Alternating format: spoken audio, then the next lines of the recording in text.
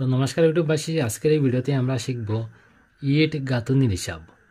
বন্ধুরা, একটি ঘর তৈরি করতে বা একটি দেওয়াল তৈরি করতে কত পিস ইট লাগবে, এই ভিডিওটি যদি আমরা প্রথম থেকে শেষ পর্যন্ত বিনা স্কিপ করে দেখি, তাহলে একটি ঘর তৈরি করতে বা একটি দেওয়াল তৈরি করতে কত পিস ইট লাগবে আমরা একদম সহজ পদ্ধতিতে হিসাবটি আমরা এই ভিডিওতে দেখব।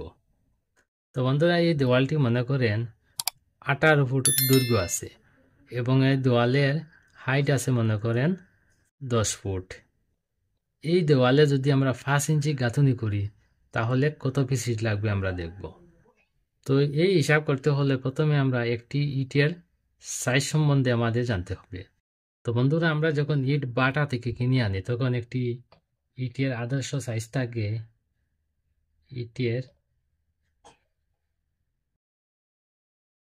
আদর্শ সাইজ, বন্ধুরা, আমরা যখন ইট কিনে আনি তখন ইটের বাটা ইটের সাইজ থাকে, লম্বায় থাকে 9.5 ইঞ্চি আর প্রস্থ থাকে 4.5 ইঞ্চি আর ইটের উচ্চতা থাকে 2.75 ইঞ্চি। আমরা যখন বাটা থেকে ইট কিনে আনি তখন লম্বায় থাকে 9.5 ইঞ্চি, প্রস্থ থাকে 4.5 ইঞ্চি এবং উচ্চতায় থাকে 2.75 মানে 3.5 ইঞ্চি। আর মশলা সহ একটি ইটের সাইজ থাকে, মশলা সহ ইটের সাইজ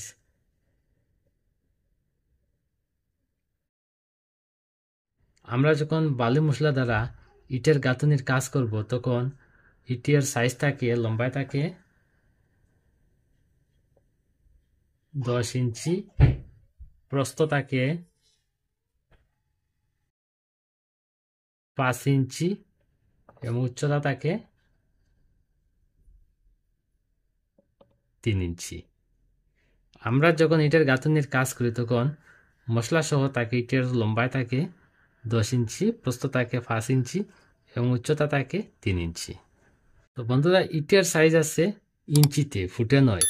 ইটের সাইজ আছে ইঞ্চিতে আর এখানে এই দেওয়ালটি আছে ফুটে। তো প্রথমে আমরা কি করব, এই যে ফুট আছে এই ফুট থেকে আমরা ইঞ্চিতে কনভার্ট করব। তো লম্বায় আছে এই দেওয়ালের 18 ফুট। এই 18 ফুটকে যদি আমরা ইঞ্চিতে কনভার্ট করি তাহলে আমরা 12 দ্বারা 18কে গুণ করব, কারণ 12 ইঞ্চি সমান 1 ফুট।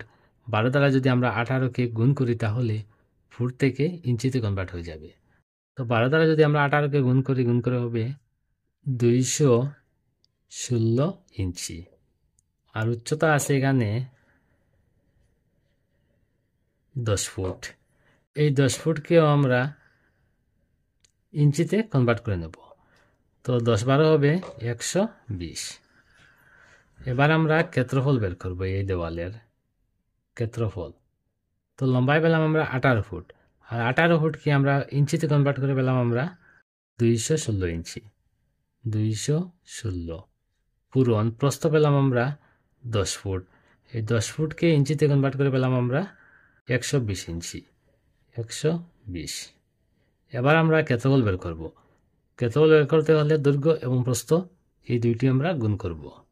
তো গুণ করে হবে 25,920। তো এই দেওয়ালের ক্ষেত্রফল পেলাম আমরা 25,920 ইঞ্চি। এটা পেলাম আমরা স্কোয়ার। তো বন্ধুরা, এই দেওয়ালটি আমরা 5 ইঞ্চি গাঁথুনি হিসাব করতেছি। তো বন্ধুরা, যখন রাজমিস্ত্রি 5 ইঞ্চি দেওয়ালটি কাজ করে তখন একটি ইটের লম্বায় থাকে মশলা সহ থাকে 10 ইঞ্চি আর উচ্চতা থাকে 3 ইঞ্চি। এই ইটের যদি আমরা ক্ষেত্রফল বের করি তাহলে হবে 10 পূরণ 3 হবে 30 ইঞ্চি। তো 5 ইঞ্চি গাঁথুনির কাজে একটি ইটের ক্ষেত্রফল হবে 30 ইঞ্চি আর এই দেওয়ালের টোটাল ইঞ্চি পেলাম আমরা 25,920। এটাকে আমরা একটি ইটের ক্ষেত্রফল দ্বারা আমরা ভাগ করব। একটি ইটের ক্ষেত্রফল হচ্ছে 30 ইঞ্চি।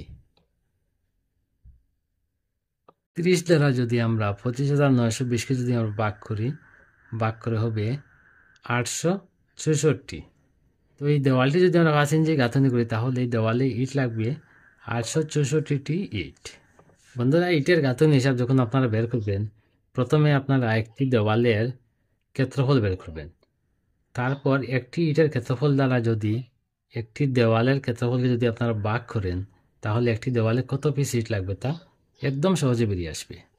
তো বন্ধুরা, এই দেওয়ালটি যদি 5 ইঞ্চি গাঁথনি না হয়ে যদি 3 ইঞ্চি গাঁথনি হয়, তাহলে এই দেওয়ালে কত পিস ইট লাগবে তা আপনারা কমেন্টের মাধ্যমে অবশ্যই জানাবেন। ধন্যবাদ।